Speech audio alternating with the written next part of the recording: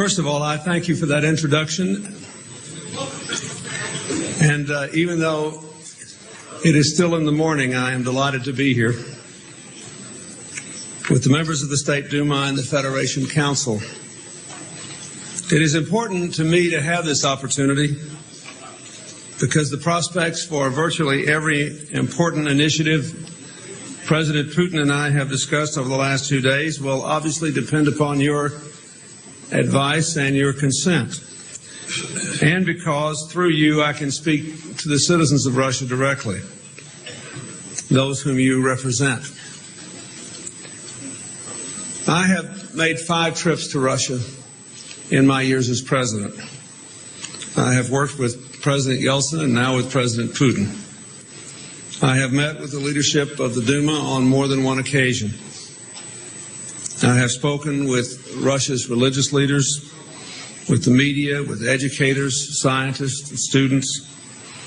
I have listened to Russian people tell me about their vision of the future, and I have tried to be quite open about my own vision of the future.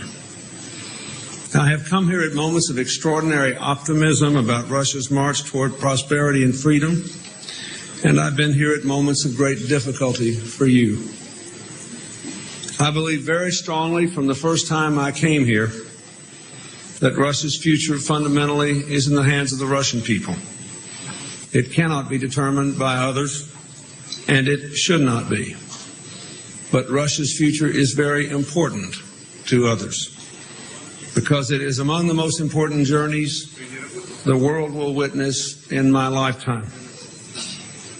A great deal of the 21st century will be strongly influenced by the success of the Russian people in building a modern, strong, democratic nation that is part of the life of the rest of the world. And so, many people across the world have sought to support your efforts, sharing with you a sense of pride when democracy has advanced, and sharing your disappointment when difficulties arose. It is obviously not for me to tell the Russian people how to interpret the last few years. I know your progress has come with unfilled expectations and unexpected difficulties. I know there have been moments, especially during the financial crisis in 1998, when some wondered if the new Russia would end up as a grand social experiment gone wrong. But when we look at Russia today, we do not see an experiment gone wrong. We see an economy that is growing, producing goods and services people want. We see a nation of enterprising citizens who are beginning, despite all the obstacles, to bring good jobs and a normal life to their communities. We see a society with 65,000 non-governmental organizations, like Eco Juris, which is helping citizens defend their rights in court, like Vash Dien, which is aiding families with disabled children, like the local chambers of commerce that has sprung up all across Russia. We see a country of people taking responsibility for their future. People like those of Gadzayevo on the Arctic Circle, who organized a referendum to protect the environment of their town. We see a country transforming its system of higher education to meet the demands of the modern world, with institutions like the new law factory at Novgorod University and the new economic school in Moscow. We see a country preserving its magnificent literary heritage, as the Pushkin Library is doing in its efforts to replenish the shelves of libraries all across Russia. We see a country entering the information age with cutting-edge software companies, with internet centers at universities from Kazan to Ufa to Yakutsk, with a whole generation of young people more connected to the outside world than any past generation could have imagined. We see Russian citizens with no illusions about the road ahead, yet voting in extraordinary numbers against a return to the past. We see a Russia that has just completed a democratic transfer of executive power for the first time in 1,000 years. I would not presume to tell the people you represent how to weigh the gains of freedom against the pain of economic hardship, corruption, crime. I know the people of Russia do not yet have the Russia they were promised in 1991. But I believe you and they now have a realistic chance to build that kind of Russia for yourselves in far greater measure than a decade ago, because of the democratic foundations that have been laid and the choices that have been made. The world faces a very different Russia than it did in 1991. Like all countries, Russia also faces a very different world. Its defining feature is globalization, the tearing down of boundaries between people, nations, and cultures, so that what happens anywhere can have an impact everywhere. During the 1990s, the volume of international trade almost doubled. Links among businesses, universities, advocacy groups, charities, and churches have multiplied across physical space and cyberspace. In the developing world, some of the poorest villages are beginning to be connected to the information superhighway in ways that are opening up unbelievable opportunities for education and for development. The Russian people did more than just about anyone else to make possible this new world of globalization by ending the divisions of the Cold War. Now Russia, America, and all nations are subject to new rules of the global economy. One of those rules, to adapt the phrase from your history, is that it's no longer possible to build prosperity in one country alone. To prosper, our economies must be competitive in a global marketplace. And to compete, the most important resource we must develop is our own people, giving them the tools and freedom to reach their full potential. This is the challenge we have tried to meet in America over the last few years. Indeed, the changes we have seen in the global economy pose hard questions that both our nations still must answer. A fundamental question is, how do we define our strength and vitality as a nation today? And what role should government play in building it? Some people actually believe that government is no longer relevant at all to people's lives in a globalized, interconnected world. Since all of us hold government positions, I presume we disagree. But I believe experience shows that government, while it must be less bureaucratic and more oriented toward the markets, and while it should focus on empowering people by investing in education and training rather than simply accruing power for itself, it is still very important. Above all, a strong state should use its strength to reinforce the rule of law, protect the powerless against the powerful, defend democratic freedoms, including freedom of expression, religion, and the press, and do whatever is possible to give everyone a chance to develop his or her innate abilities. This is true, I believe, for any society seeking to advance in the modern world. For any society in any part of the world that is increasingly small and tied together, the answer to law without order is not order without law. Another fundamental question is, how shall countries define their strength in relation to the rest of the world today? Shall we define it as the power to dominate our neighbors or the confidence to be a good neighbor? Shall we define it by what we are against or simply in terms of what others are for? Do we join with others in common endeavors to advance common interests, or do we try to bend others to our will?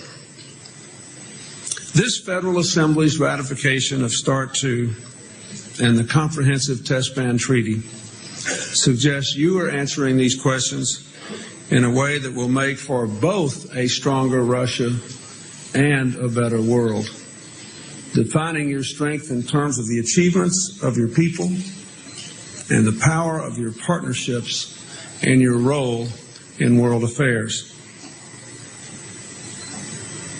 A related question for both Russia and America is, how should we define our relationship today? Clearly, Russia has entered a phase when what it needs most is outside investment, not aid. What Americans must ask is not so much what can we do for Russia, but what can we do with Russia to advance our common interests and lift people in both nations. To build that kind of relationship, we Americans have to overcome the temptation to think that we have all the answers. We have to resist the feeling that if only you would see things our way, troubles would go away. Russia will not, and indeed should not, choose a course simply because others wish you to do so. You will choose what your interests clearly demand and what your people democratically embrace. I think one problem we have is that many Russians still suspect that America does not wish you well. Thus, you tend to see our relationship in what we call zero-sum terms, assuming that every assertion of American power must diminish Russia, and every assertion of Russian strength must threaten America. That is not true. The United States wants a strong Russia, a Russia strong enough to protect its territorial integrity while respecting that of its neighbors, strong enough to meet threats to its security, to help maintain strategic stability, to join with others to meet common goals, to give its people their chance to live their dreams. Of course, our interests are not identical, and we will have our inevitable disagreements. But on many issues that matter to our people, our interests coincide. And we have an obligation, it seems to me, to focus on the goals we can and should advance together in our mutual interest, and to manage our differences in a responsible and respectful way. What can we do together in the years to come? Well, one thing we ought to do is to build a normal economic relationship based on trade and investment between our countries and contact between our people. We have never had a better opportunity, and I hope you will do what you can to seize it. This is the time when Russia's economy is growing and oil prices are high, when I hope Russia will create a more diversified economy. The economies that will build power in the 21st century will be built not just on resources from the soil, which are limited, but on the genius and initiative of individual citizens, which are unlimited. This is the time when I hope you will finish putting in place the institutions of a modern economy, with laws that protect property, that ensure openness and accountability, that establish an efficient, equitable tax code. Such an economy would keep Russian capital in Russia and bring foreign capital to Russia, both necessary for the kind of investment you deserve to create jobs for your people and new businesses for your future. This is the time to win the fight against crime and corruption so that investment will not choose safer shores. That is why I hope you will soon pass a strong law against money laundering that meets international standards. This is also the time I hope Russia will make an all-out effort to take the needed steps to join the World Trade Organization. Membership in the WTO reinforces economic reform. It will give you better access to foreign markets. It will ensure that your trading partners treat you fairly. Russia should not be the only major industrialized country standing outside this global trading system. You should be inside the system with China, Brazil, Japan, members of the European Union, and the United States, helping to shape those rules for the benefit of all. We will support you, but you must know, too, that the decision to join the WTO requires difficult choices that only you can make. I think it is very important. Again, I will say I think you should be part of making the rules of the road for the 21st century economy. In no small measure because I know you believe in the importance of the social contract, and you understand that we cannot have a world economy unless we also have some rules that people in the world respect regarding the living standards of people, the conditions in which our children are raised, whether they have access to education, and whether we do what should be done together to protect the global environment. A second goal of our partnership should be to meet threats to our security together. The same advances that are bringing the world together are also making the tools of destruction deadlier, cheaper, and more available. As you well know, because of this openness of borders, because of the openness of the internet, because of the advances of technology, we are all more vulnerable to terrorism, to organized crime, to the spread of nuclear, chemical, and biological weapons, which themselves may someday be transferred soon in smaller and smaller quantities across more and more borders by unscrupulous illegal groups working together. In such a world, to protect our security, we must have more cooperation, not more competition, among like-minded nation states. Since 1991, we have already cooperated to cut our own nuclear arsenals by 40%, in removing nuclear weapons from Belarus, Ukraine, and Kazakhstan, in fighting illicit trafficking and deadly technology. Together, we extended the Nuclear Proliferation Treaty, banned chemical weapons, agreed to end nuclear testing, urged India and Pakistan to back away from nuclear confrontation. Yesterday, President Putin and I announced two more important steps.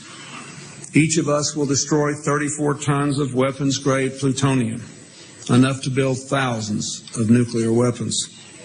And we will establish a system to give each other early warning of missile tests and space launches to avoid any miscalculation, with a joint center here that will operate out of Moscow 24 hours a day, 7 days a week, the first permanent joint United States-Russian military cooperation ever.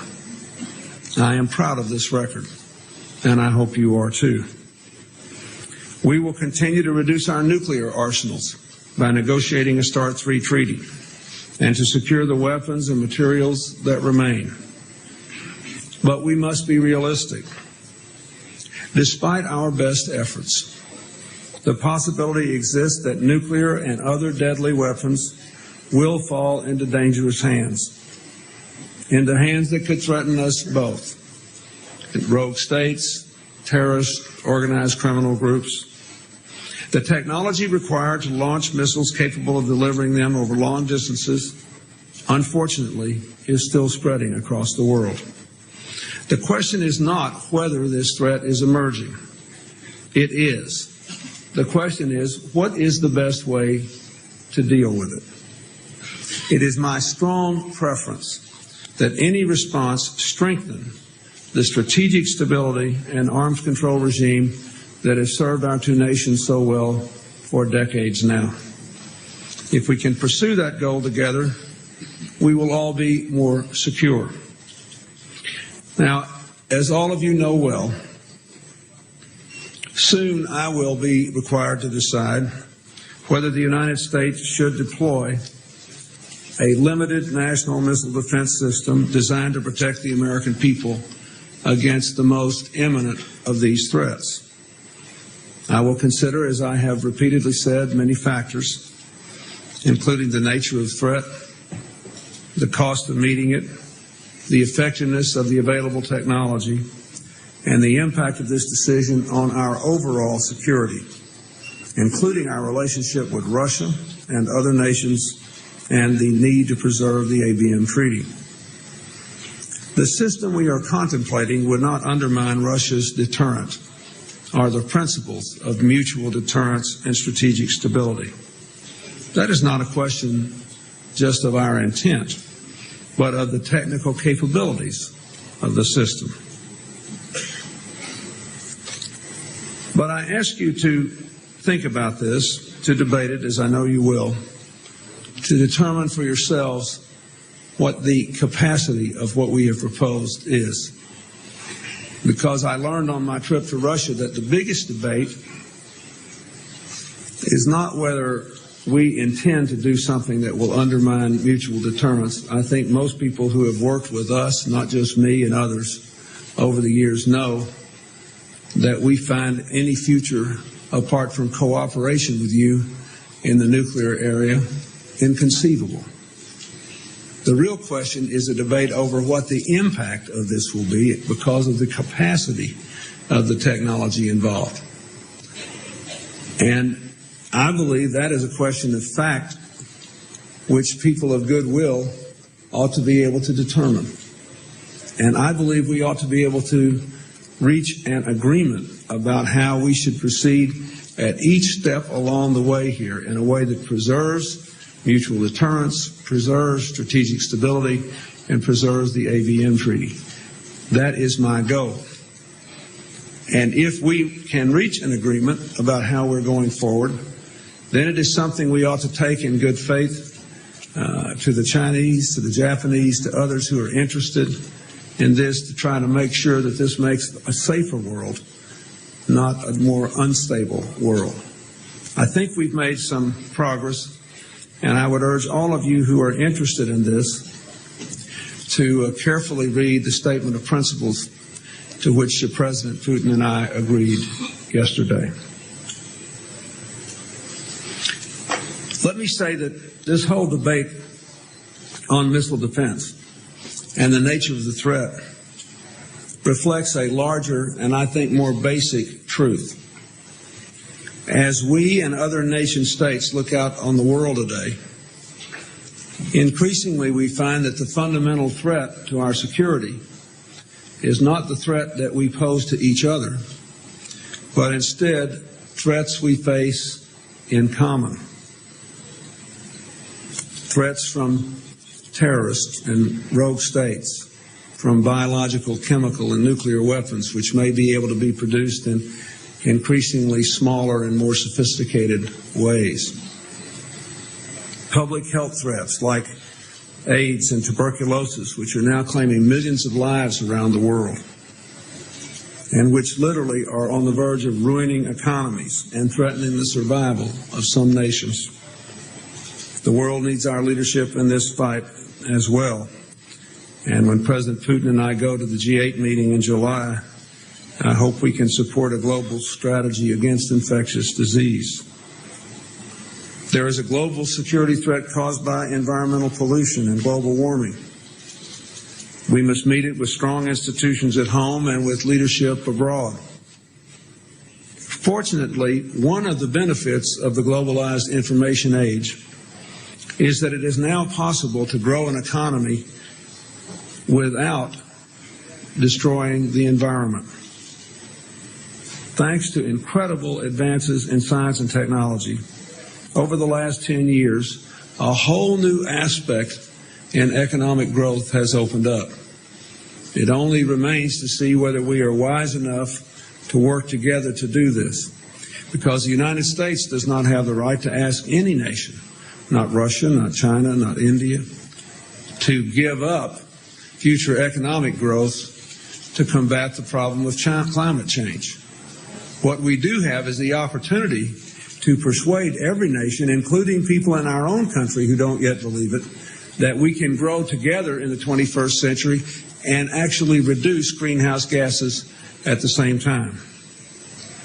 I think a big part of making that transition benefits Russia because of your great stores of natural gas And so I hope we will be working closely together on this in the years ahead.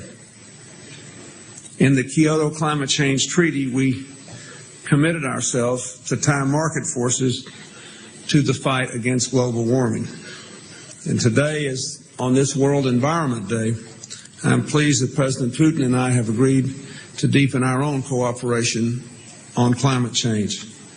This is a huge problem. If we don't deal with this within just a few years, you will have island nations flooded. You will have the agricultural balance of most countries completely changed. You will have a dramatic increase in the number of severe, unmanageable weather events. And the good news is that we can now deal with this problem, again, I say, and strengthen our economic growth, not weaken it. A third challenge that demands our engagement is the need to build a world that is less divided along ethnic, racial, and religious lines. It is truly ironic, I think, that we can go anywhere in the world and have the same kinds of conversations about the nature of the global information society. Not long ago, I was in India in a poor village meeting with a woman's milk cooperative, and the thing they wanted me to see was that they had computerized all their records. And then I met with the local village council, and the thing they wanted me to see in this remote village, in a nation with a per capita income of only $450 a year, was that all the information that the federal and state government had that any citizen could ever want was on a computer in the public building in this little village.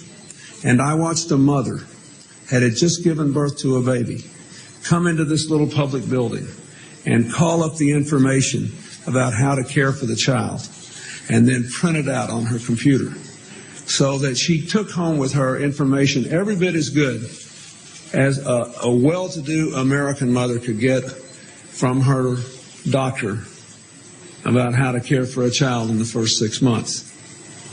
It is truly ironic that at a time when we're living in this sort of world with all these modern potentials, that we are grappling with our oldest problems of human society, our tendency to fear and then to hate people who are different from us.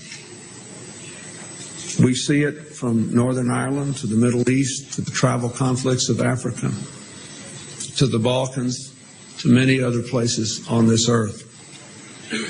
Russia and America should be concerned about this because the stability of both of our societies depends upon people of very different ethnic, racial, and religious groups learning to live together under a common framework of rules. And history teaches us that harmony that lasts among such different people cannot be maintained by force alone. I know in trying to come to grips with these problems, these old problems of the modern world, the United States and Russia have faced some of our greatest difficulties in the last few years. I know you disagreed with what I did in Kosovo, and you know that I disagreed with what you did in Chechnya. I have always said that the Russian people and every other people have a right to combat terrorism and to preserve the integrity of their nations. I still believe it, and I reaffirm that today. My question in Chechnya was an honest one, the question of a friend, and that is whether any war can be won that requires large numbers of civilian casualties and has no political component bringing about a solution. Let me say, in Kosovo, my position was whether we could ever preserve a democratic and free Europe unless Southeastern Europe were a part of it, and whether any people could ever say that everyone was entitled to live in peace if 800,000 people were driven out of a place they had lived in for centuries solely because of their religion. None of these questions will be easy, but I think we ought to ask ourselves whether we are trying to resolve them. I remember going to Kosovo after the conflict, after Russians and Americans had agreed to serve there together as we had served in Bosnia effectively together, and sitting down with all the people who represented the conflict around the table. They would hardly speak to each other. They were still angry. They were still thinking about their family members that had been dislocated and killed. So I said to them that I had just been involved in negotiating the end of the conflict in Northern Ireland, and that I was very close to the Irish conflict because all of my relatives came from a little village in Ireland that was right on the border between the North and the South, and therefore had lived through all these years of conflict between the Catholics and the Protestants. And I said, now here's the deal we got. The deal is majority rule, minority rights, guaranteed participation in decision making, shared economic and other benefits. Majority rule, minority rights, guaranteed participation in decision making, shared economic and other benefits. I said, now, it's a good deal, but what I would like to tell you is that if they had ever stopped fighting, they could have gotten this deal years ago. And so I told the people of Kosovo, I said, you know, everybody around this table has got a legitimate grievance. People on all sides, you can tell some story that is true and is legitimately true. Now, you can make up your mind to bear this legitimate grievance with a grudge for 20 or 30 years. And 20 or 30 years from now, someone else will be sitting in these chairs, and they will make a deal. Majority rule, minority rights, shared decision-making, shared economic and other benefits. You can make the deal now, or you can wait. Those of us who are in a position of strong and stable societies, we have to say this to people. We have to get people with, not just the people who have been wronged, everybody's got a legitimate grievance in these cauldrons of ethnic and racial and religious turmoil. But it's something we have to think about. And as we see a success story, it's something I think we ought to look for other opportunities to advance. Real peace in life comes not when you give up the feelings you have that are wrong, but when you give up the feelings you have that are right in terms of having been wronged in the past. That's how people finally come together and go on. And those of us who lead big countries should take that position and try to work through it. Let me say, finally, a final security goal that I have, related to all the others, is to help Europe build a community that is democratic, at peace, and without divisions. One that includes Russia and strengthens our ability to advance our common interests. We have never had that kind of Europe before in all history. So building it will require changing old patterns of thinking. I was in Germany a couple of days ago in the historic old town of Aachen, where Charlemagne had his European empire in the late 8th and early 9th century, to talk about that.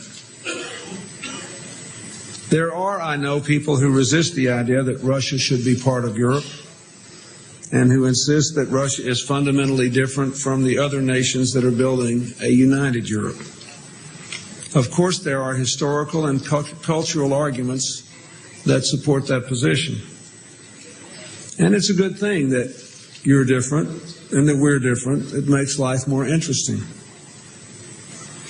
But the differences between Russia and France, for example, may not be any greater than those between Sweden and Spain, or England and Greece, or even between America and Europe. Integration within Europe and then the transatlantic alliance came about because people who are different came together, not because people who are the same came together. Estrangement between Russia and the West, which lasted too long, was not because of our inherent differences, but because we made choices in how we defined our interests and our belief systems. We now have the power to choose a different and a better future. We can do that by integrating our economies, making common cause against common threats, promoting ethnic and religious tolerance and human rights. We can do it by making sure that none of the institutions of Atlantic unity, not any of them, are closed to Russia. You can decide whether you want to be a part of these institutions. It should be entirely your decision. And we can have the right kind of constructive partnership, whatever decision you make, as long as you know that no doors to Europe's future are closed to you. And you can then feel free to decide how best to pursue your own interests. If you choose not to pursue full membership in these institutions, then we must make sure that their eastern borders become gateways for Russia instead of barriers to travel, trade, and security cooperation. We also should work with others to help those in Europe who still fear violence and are afraid they will not have a stable, secure future. I am proud that together we have made the OSCE into an effective champion of human rights in Europe. I am pleased that President Putin and I recommitted ourselves yesterday to helping find a settlement to the Nagorno-Karabakh conflict.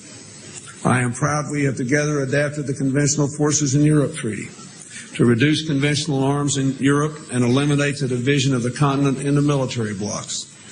I believe it is a hopeful thing that despite our different outlook on the war in the former Yugoslavia, that our armed forces have worked there together in both Bosnia and Kosovo to keep the peace. We may still disagree about Kosovo, but now that the war is over, let me say one other thing about Yugoslavia. I believe the people of Serbia deserve to live in a normal country with the same freedoms the people of Russia and America enjoy, with relationships with their neighbors, including Russia, that will not constantly be interrupted by vast flows of innocent people being forced out of their country or threatened with their very lives. The struggle in Belgrade now is not between Serbia and NATO. It is between the Serbian people and their leaders. The Serbian people are asking the world to back democracy and freedom. Our response to their request does not have to be identical, but Russia and America should both be on the side of the people of Serbia. In the relationship we are building, we should try to stand abroad for the values each of us has been building at home. I know the kind of relationship that we would both like cannot be built overnight. Russia's history, like America's, teaches us well that there are no shortcuts to great achievements. But we have laid strong foundations. It has helped a great deal that so many members of our Congress has visited you here, and that a number of Duma committee chairmen have visited our Congress last month, that members of the Federation Council have been invited to come to Washington. I want to urge you, as many of you as can, to visit our country and invite members of our Congress to visit you. Let them understand how the world looks from your perspective. Let them see how you do your job. Tell them what you're worried about and where you disagree with us. And give us a chance to build that base of common experience and mutual trust that is so important to our future together. All of you are always welcome to come and work with us in the United States. We have to find a mutual understanding. I also would say that the most important Russian-American relationship still should be the relationship between our peoples. The student exchanges, the business partnerships, the collaboration among universities and foundations and hospitals, the sister city links, the growing family ties. Many of the Russians and Americans involved in these exchanges are very young. They don't even have any adult memories of the Cold War. They don't carry the burdens and baggage of the past, just the universal, normal desire to build a good future with those who share their hopes and dreams. We should do everything we can to increase these exchanges as well. And finally, we must have a sense of responsibility for the future. We are not destined to be adversaries, but it is not guaranteed that we will be allies. For us, there is no fate waiting to be revealed, only a future waiting to be created. By the actions we take, the choices we make, and the genuine views we have of one another and of our own future.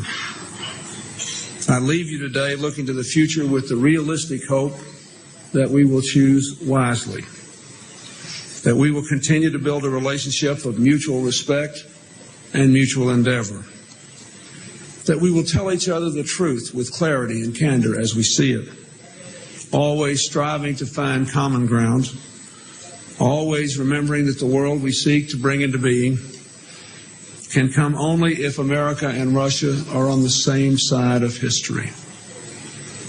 I believe we will do this, not because I know everything always turns out well, but because I know our partnership, our relationship is fundamentally the right course for both nations.